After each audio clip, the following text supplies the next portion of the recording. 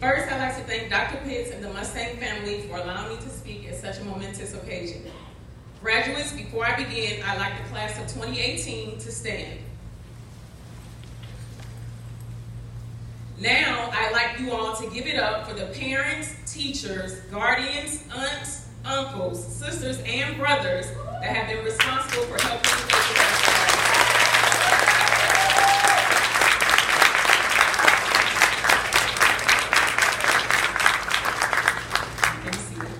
Because if it wasn't for them, you wouldn't be where you are today. As for the class of 2018, I am hoping to impart both wisdom and knowledge over the next 10 minutes.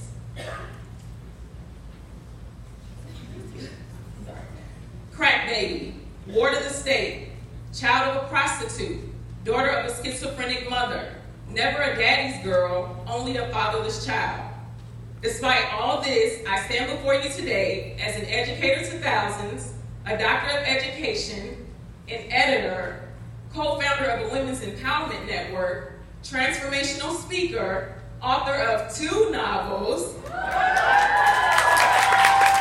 Everyone, side note, you can get your card at the end of the ceremony. My book comes out June 9th, www.inevitablythebook.com.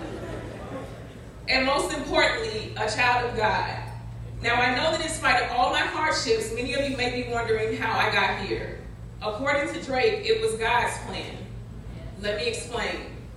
While being in the classroom, and more specifically working with the class of 2018, one thing that this class has stayed on top of was their GPAs. Almost everyone wanted to make sure that they ranked appropriately in the senior class. As a result of this friendly competition, I watched many of you have panic attacks, several breakdowns, and stress out like you had real life problems, when in fact, life hasn't yet even begun. I can honestly say that I was amazed and inspired by your willingness to be excellent in all things concerning your academics. For that same reason, this is why the focus of my transformational speaking today will be the importance of your GPA.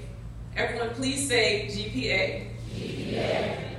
The Webster Dictionary defines your GPA as a measure of scholastic attainment computed by dividing the total number of grade points received by a total number of credits or hours of coursework taken.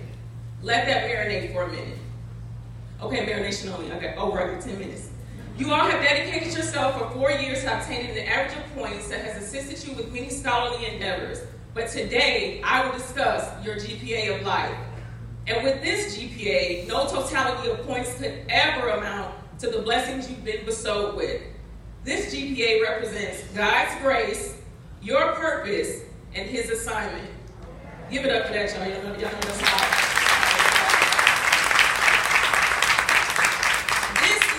I've used to graduate each year that I've lived from the class of this thing called life.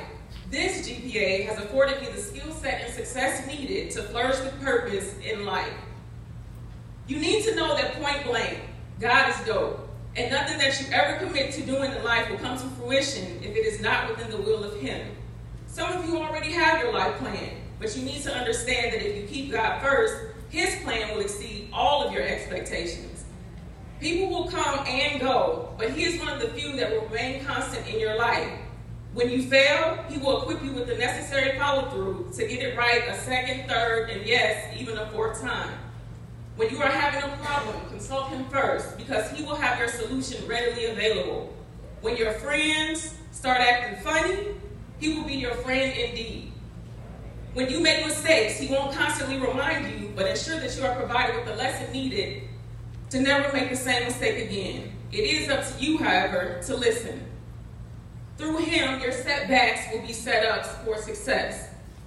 When someone gets you lit, in a bad way, seek Him before acting out, and He will provide a peace that exceeds all understanding. Believe in God for the grace that you need for every life circumstance, because when you have nothing left but God, you will discover that God is enough. He has promised you the desires of your heart if you simply believe and acknowledge Him in all that you do. You have been called to live an abundant life, and without Him, none of this is possible. So in all you do, make God your go-to. By a show of hands, how many of you all feel like you know what your purpose is? There's all 3 people. Okay. Do you know that some people live and die and never seek out their why? Class of 2018, this cannot be you. Oprah Winfrey once said that there is not greater gift than to honor your life's calling. It's why you were born and how you become most truly alive. It's important that you understand, however, that there's a distinct difference between talent and purpose.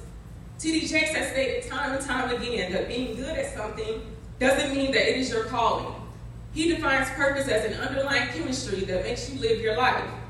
This means that you must push yourself to the max to ensure that you are truly operating in what God has called you to do. One of the best ways to do this is to nourish your relationship with Him. Purpose looks different to everyone, and while some of you may never understand while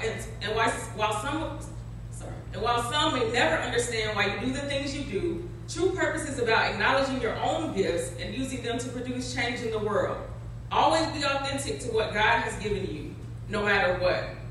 This means walking into your purpose with or without the approval of others. On any given day, you can massively change the direction of your life, but the only way it will work is if you work. You must buy into yourself and the vision. What will they say about you when you're gone? Most importantly, what legacy will you leave behind? There is only one you, and you only get one life. Do you know how powerful that is?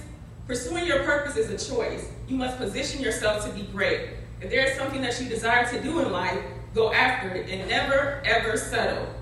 When you actively set out to create the life that you want, you begin to understand why you were put here in the first place. In order to fulfill your assignment in life, there are 3 key components that I must speak on. The first is confidence. The only person required to believe in you to succeed is you. If God has given you a vision for your life, that means you already have the confidence to manifest your destiny. Always own who you are. Never try to fit in with the world because you were ultimately born to stand out. Take pride in where you've been and most importantly, where you're going. Believing in yourself requires a steadfast mindset that never wavers. There is power in placed confidence. God created you in His image, and for that alone, you should be grateful. What you think of yourself is much more important than what others think of you. Your mindset is one of the most valuable tools that depicts how your story will end. Your happiness cannot exist wrapped up in the opinions of others. True confidence has no room for jealousy and envy, because when you know that you're going to be great, you have no tolerance for hate. The next component is humility. No matter how high you go up, always know that you can be knocked down. True humility is remaining teachable regardless of how much you already know. Being overconfident can create obstacles that may hinder your growth. One should never think that they are better than anyone, period. Never live your life looking down on others. Always remember that you are a representative of God in all that you say and do. How are you treating others when no one is around to see?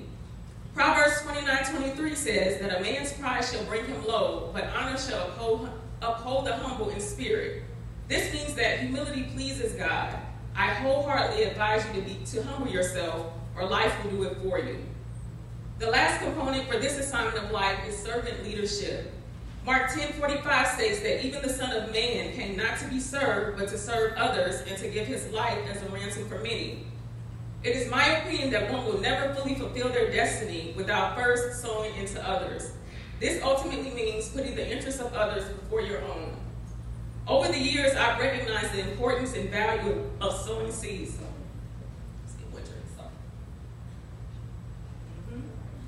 All right. Having a servant attitude in life will bless you more abundantly than simply living selfishly. At the end of the day, it's never about you. Through the process of serving others, you will ultimately transform yourself. Joyce Myers has stated that we lose a lot of blessings we never even know about simply because we fail to do for others what we would like to have done for us. Trust me when I say that God will give you plenty of opportunities to imitate Him. Now that I've given you the point breakdown of the GPA of life, I challenge you to go out and be the change you wish to see in the world. Your God, your purpose, and your assignment matters. And when you do go out there, be sure to do it with excellence. As a matter of fact, do it with so much excellence that if anyone ever says with ill intent, "Who is that coming on the scene?" that the next man's response will be, "Oh, you didn't know? That's just purpose-filled men and women from the class of 2018. I love you all. I'm always here for you, and I wish you more success.